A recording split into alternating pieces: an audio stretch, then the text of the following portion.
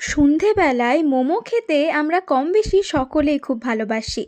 আর সেটা যদি বাড়িতে বানানো হয় তাহলে তো কোনো কথাই নেই। তাই আমরা বাড়িতেই মোমো বানিয়েছিলাম।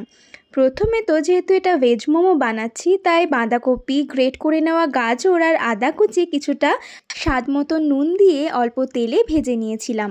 তারপরে সেটাকে একটা পাত্রে নিয়ে তার উপরে এক এক করে দিতে হবে চাট মশলা, স্বাদ মতো একটু নুন, সামান্য একটু ম্যাগি মশলা। সেগুলোকে একটু মিশিয়ে নিয়ে তার উপরে দিতে হবে পেঁয়াজ কুচি আর কাঁচা লঙ্কা কুচি। সেই সঙ্গে একটু সয়া সস দিয়ে সব কিছুকে ভালো করে মাখিয়ে নিতে হবে।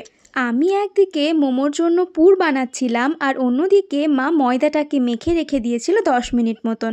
এরপর সেই ময়দা থেকে ছোট ছোট করে লেচি কেটে নিয়ে লুচির আকারে বেলে নিয়েছিল।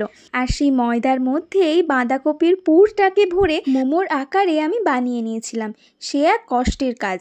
একটি মোমোর আকৃতির সঙ্গে অন্য মোমোর আকৃতির কিন্তু কোনোই মিল নেই। আমি আর মা নিজেদের মনের মতন করে এই মোমোগুলোর আকৃতি দিয়েছিলাম। তারপরে একটি পাত্রে জল গরম করতে বসিয়ে দিতে হবে।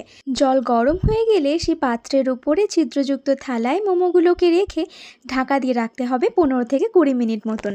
আর 15 মিনিট পরেই তো মোমো একদম তৈরি।